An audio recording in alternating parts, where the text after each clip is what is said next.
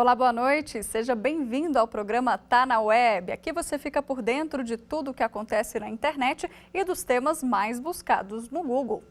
Hoje a gente fala sobre emprego, direitos trabalhistas e as novidades da medida provisória que retoma acordos para redução salarial e suspensão de contratos. Ela foi editada e já está valendo. A MP 1045 teve mais de 50 mil pesquisas ontem. A medida provisória continua aí sendo uma forma de incentivo para que as empresas mantenham os funcionários ao invés de demiti-los. É permitido aí reduzir em 25%, 50% ou 70% os salários e as jornadas dos funcionários. Também abre espaço para suspender contratos. Lá no Twitter da TV Justiça, a gente fez uma enquete sobre esse assunto e perguntamos qual tema que a gente não pode deixar de explicar hoje aqui no programa. Olha só, tivemos um empate inédito isso, ó, 38,5%, dois temas, redução de jornada e FGTS, seguido aí de suspensão de contratos e acordos.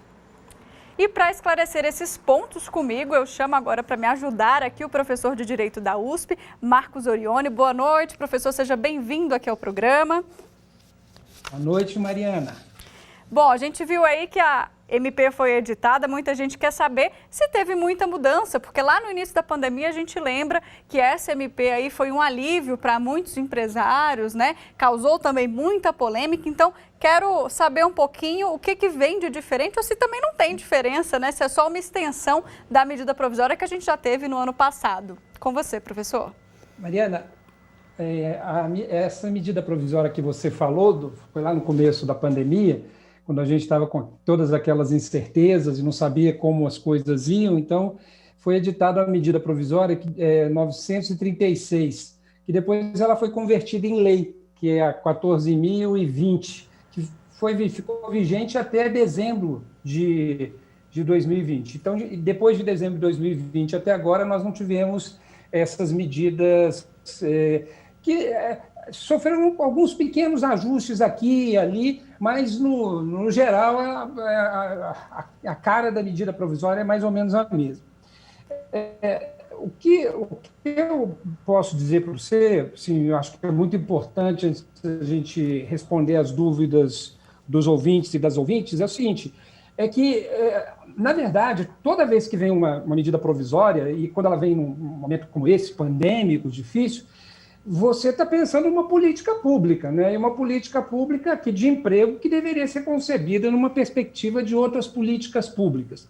No mundo inteiro, medidas iguais a essas foram tomadas, mas eu tenho uma ligação muito grande por grupo de estudo lá na USP com a Alemanha, e eles fizeram uma medida mais ou menos semelhante lá, mas lá é diferente, porque lá você tem o que a gente chama aqui de auxílio emergencial muito mais elevado, você tem um sistema de proteção social muito mais sofisticado. Então, assim, na verdade, a gente percebeu da primeira oportunidade para essa que talvez fosse o caso de fazer, já que é uma política pública, né, que está tentando imitar a dos outros países do mundo, fazer um estudo mais criterioso sobre qual foi o impacto da primeira medida provisória e da lei conversão em lei, para a gente poder chegar agora e fazer de novo ou não fazer do mesmo jeito. E a impressão que eu tive é que a primeira medida provisória não teve um impacto tão grande assim, não, porque nós tivemos um número de desemprego muito grande e atendeu apenas alguns setores onde há muita concentração de capital, né? Sim. Então, assim, a gente teve alguns setores que foram atendidos prioritariamente, o pessoal da hotelaria usou muito, o pessoal das aéreas, companhias aéreas usou comércio. Muito. Setores que não usaram. Então, assim, essa medida provisória, ela precisa ser entendida dentro de uma dinâmica total de previdência, assistência e saúde. Só assim a gente vai evitar de perder dinheiro público. Então, tem que tomar muito cuidado com edição de medidas provisórias sem a análise do impacto da anterior, né, que era mais ou menos semelhante. Tá certo. Vamos então para a parte prática, né? A gente acabou de ouvir essa explicação macro e adorei saber, inclusive, esse comparativo com a Alemanha. Mas eu quero ir para o item, um dos itens, né, mais votados, que a gente teve um empate na enquete, que é sobre a redução de jornada, né? Então, se eu trabalho 8 horas e meu empregador me deixa trabalhar 6, automaticamente eu vou ter redução de salário. Como é que funciona a redução de jornada nesse caso? Bom, então eu vou pegar os artigos legais e dizer como é que está escrito lá. E aí, para o público entender como é que faz o cálculo da perda deles e também, se for o caso, até judicialmente questionar a constitucionalidade dessas reduções, enfim, porque está tudo aberto, fica sempre tudo aberto para o judiciário, né? Mas a ideia é de redução proporcional de jornada, é o artigo 5º, e do salário, ou suspensão temporária do contrato de trabalho. Bom, o artigo 6º, ele dá a forma como isso vai acontecer. Vamos fazer primeiro, já que depois certamente você vai perguntar sobre a suspensão temporária, a questão da redução proporcional de jornada e de salário. Ela está ali no artigo 6º, que fala o seguinte, eu vou ler e aí depois eu vou explicar como é que cada um vai tentar fazer o seu cálculo em casa, porque não dá para fazer um cálculo para todo mundo, porque é muito variável o salário, é muito variável quanto tempo vai valer para cada um, qual vai ser a diminuição. A ideia é a seguinte, uma parte continua sendo paga pela empresa, né? Então até 70%, 50% fica sendo pago pela empresa, segundo a forma de redução que houver. E outra parte é paga pelo governo, que completa. Então, o que se tem que saber é o seguinte, é que você terá uma redução que será considerada na mesma proporção, redução de salário, na mesma proporção da jornada. Então, ela pode ser reduzida em 25%, 50% ou 70%. Então, se fizer um acordo individual, ou acordo coletivo, ou negociação coletiva, diminui 25%, 50% ou 70% da jornada e, correspectivamente, do salário. Então, aí a pessoa que diminuiu 50%, então 50% a empresa continua pagando com redução proporcional da jornada. Como é que o governo vai completar esse valor? Você não tem os outros 50% não, meu filho. Você não vai ganhar os outros 50%, você vai perder.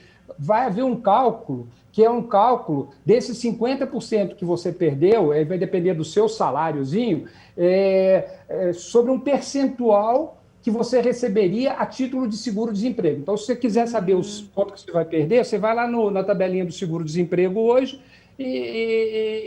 deixa eu ver aqui, se eu estou com a minha tabelinha aqui separada. Mas basicamente é proporcional, né? Porque muita gente se confundiu até ano passado achando que essa outra metade seria paga integralmente para que o salário fosse pago completo. Não. É 50%, por exemplo, até quem ganha até 1.683,74. Aí você vai pegar o salário médio do período e vai ser 80% disso, desse salário médio, para quem ganhou até isso. E aí, sobre isso, aí é 50%. Então, essa é a base de cálculo. Então, vai perder muito, o trabalhador perde muito, a empresa não perde nada, o governo paga pouco e o trabalhador perde muito. Tem casos que vai perder, dependendo aí desse cálculo, vai perder 60%, 70%. Né? Professor, e também outra questão que muita gente se preocupa é o FGTS, né? Ele vai continuar sendo depositado nesses casos ou não? A lei não é clara em relação a isso, a medida provisória, perdão, não é clara. Mas o entendimento que eu tenho, e também vai depender muito do que o judiciário vai falar, do que os juízes vão resolver, é de que, como não há uma expressa colocação da lei, para mim não, pode ser que tenha gente que faça uma leitura de um artigo lá que diz que é possível por esse artigo, mas para mim não.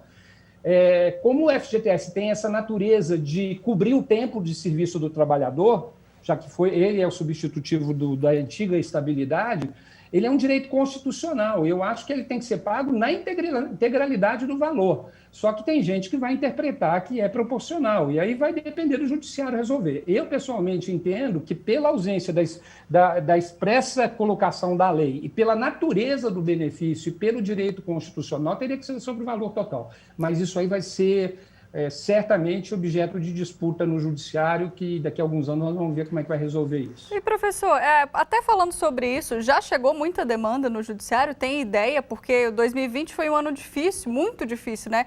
Pode ser que essa demanda também aumente um pouco?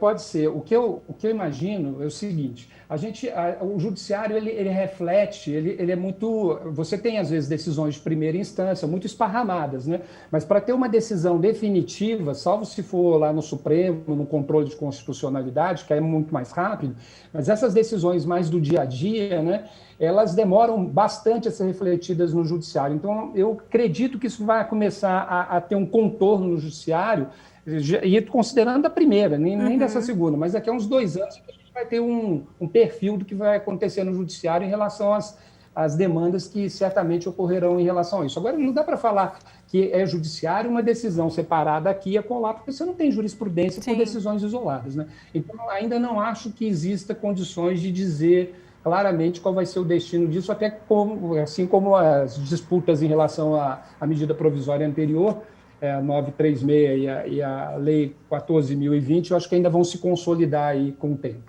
E, professora, em relação à suspensão, né? Se eu tenho um contrato de trabalho suspenso, como é que funciona? Por quanto tempo ele pode ficar suspenso? Eu recebo o seguro-desemprego do governo?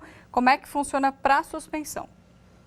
Tá. A hipótese de suspensão temporária é a seguinte, isso é o inciso 2º desse mesmo artigo.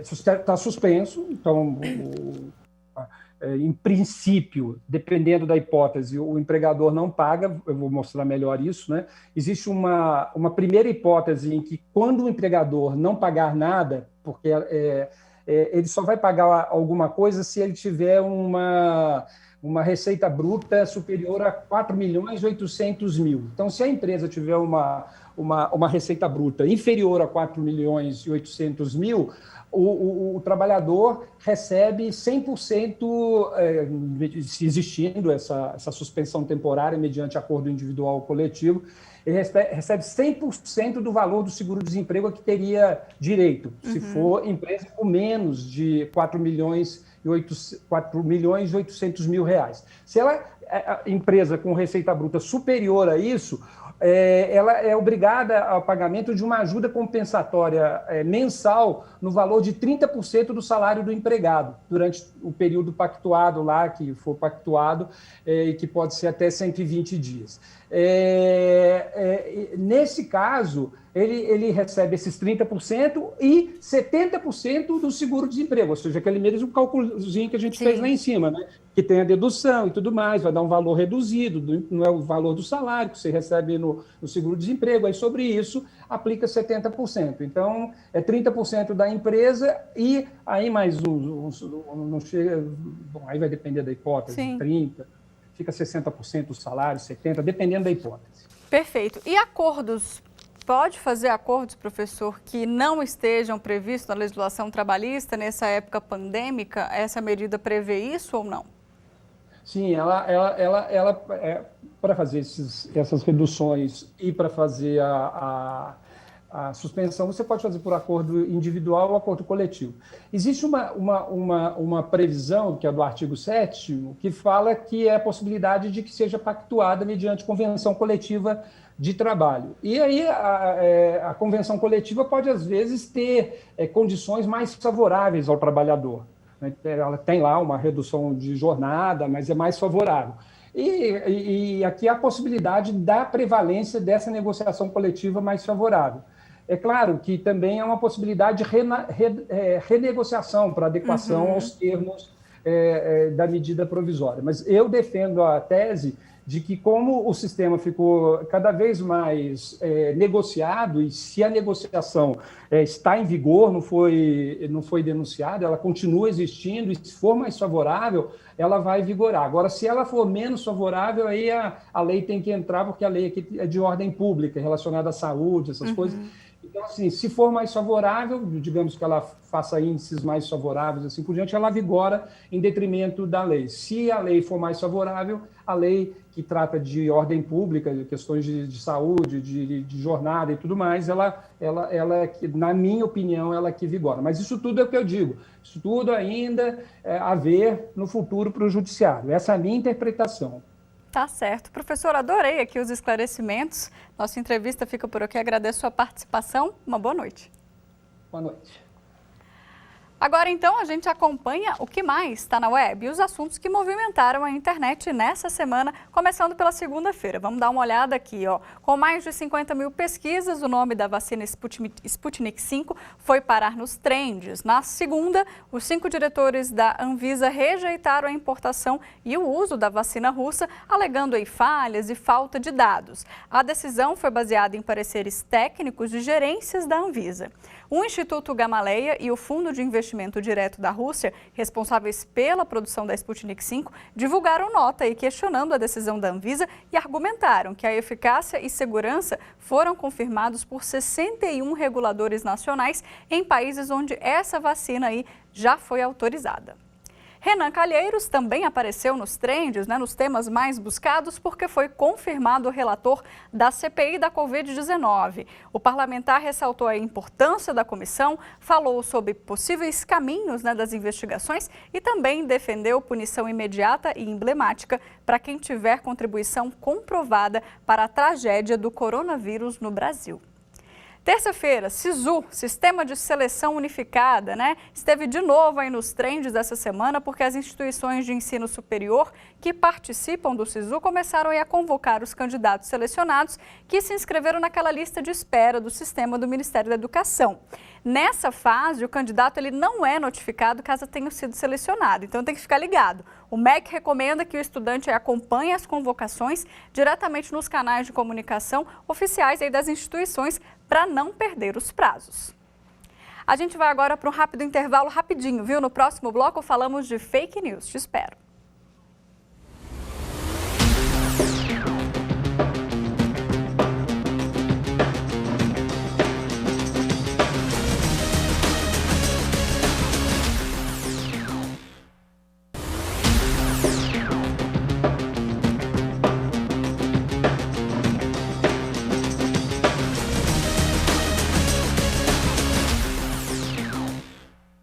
Estamos de volta agora, então, para falar de fake news. A primeira notícia falsa que a gente esclarece é sobre municípios que teriam zerado o número de mortes por Covid depois de adotarem o tratamento precoce. Veja só.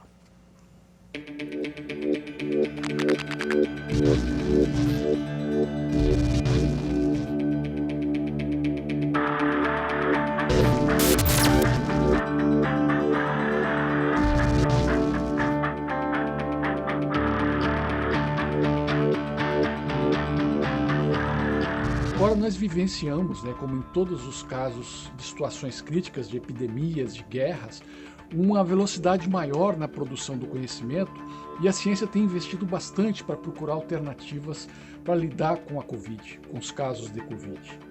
E algumas evidências já foram produzidas ao longo desse último ano. Nós já sabemos, por exemplo, que os chamados tratamentos precoces para evitar complicações não funcionam. Então, a cloroquina, hidroxicloroquina, ivermectina e outros medicamentos que têm sido usados são comprovadamente sem eficácia e muitos deles, inclusive, podem provocar efeitos colaterais importantes. Nós temos acompanhado, inclusive, casos de complicações como insuficiência hepática e óbitos de pessoas que usaram medicamentos de uma forma inadequada. Então, cuidado com as notícias falsas. É importante terem muito claro que quando surgir um tratamento adequado para essa fase inicial, isso vai ser claramente divulgado pelos meios científicos.